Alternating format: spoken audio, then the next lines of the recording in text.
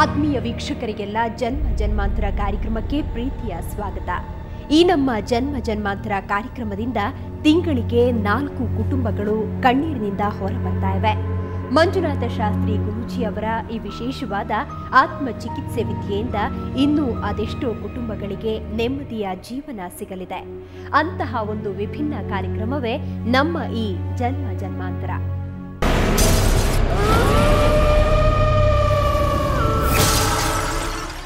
ಹೌದು, ನಮ್ಮ ಈ ಜನ್ಮ ಜನ್ಮಾಂತರ ವೇದಿಕೆಯಿಂದ ಪ್ರತಿ ವಾರವೂ ಒಂದೊಂದು ಕುಟುಂಬ ನೆಮ್ಮದಿಯ ಉಸಿರನ್ನ ಕಲ್ಪಿಸಿಕೊಂಡಿದೆ. ಜನ್ಮ ಜನ್ಮಾಂತರ ವೇದಿಕೆ ಹೋದ್ ಬಂದಮೇಲೆ ನಾನು ನನ್ನ ಲೈಫ್ನಲ್ಲೇ ನಾನು ಇಷ್ಟೊಂದು ಟರ್ನಿಂಗ್ ನೋಡಿರಲಿಲ್ಲ. ಇಷ್ಟೊಂದು ನೋವು ಅನುಭವಿಸಿ ಇವಾಗ ಕ್ಯೂರ್ ಆಗಿದೆ, ನನಗೆ ಆರಾಮಾಗಿದ್ದೀನಿ ಇವಾಗ.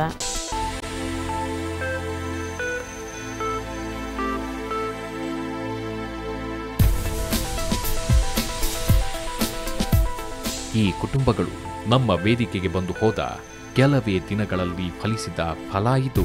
ಇದೆಲ್ಲ ಸಾಧ್ಯನಾ?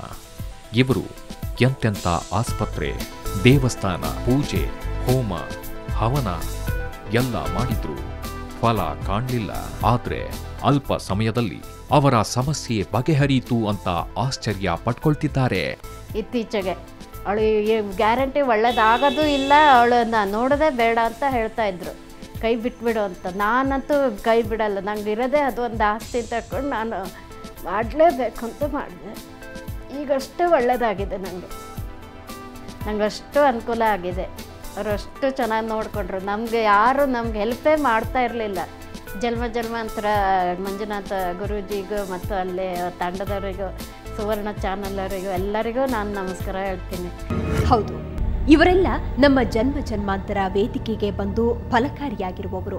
ಆದರೆ ಇವತ್ತಿನ ಸಂಚಿಕೆ ಇದೆಲ್ಲಕ್ಕಿಂತಲೂ ಭಿನ್ನವಾದದ್ದು. ಮಂಜುನಾಥ ಶಾಸ್ತ್ರಿ ಗುರೂಜಿ ಅವರಿಗೆ ಒಂದು ಸವಾಲಾಗಿ ಸಂಭವಿಸಿದ ಭಯಾನಕ ಸಂಚಿಕೆ. ನಮಸ್ಕಾರ. ಈ ಕಮಲಾ ಅವರ ಕೇಸ್ ಬಂದು ಇಷ್ಟು ದಿನಗಳಲ್ಲಿ ನಾನು ಹ್ಯಾಂಡಲ್ ಮಾಡಿರತಕ್ಕಂಥ ಎಲ್ಲ ಕೇಸ್ಗಳಿಗಿಂತ ತುಂಬಾ ವಿಭಿನ್ನವಾದ ಕೇಸ್ ಅಂತ ಹೇಳ್ಬೋದು.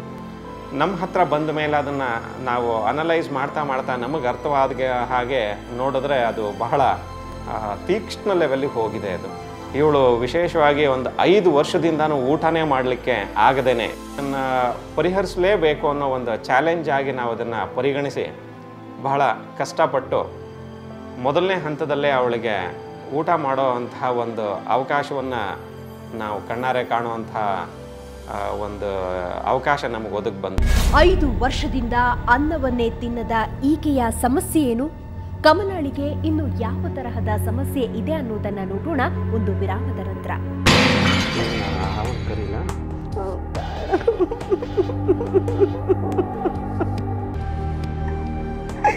ನನಗೆ ಬೇಡ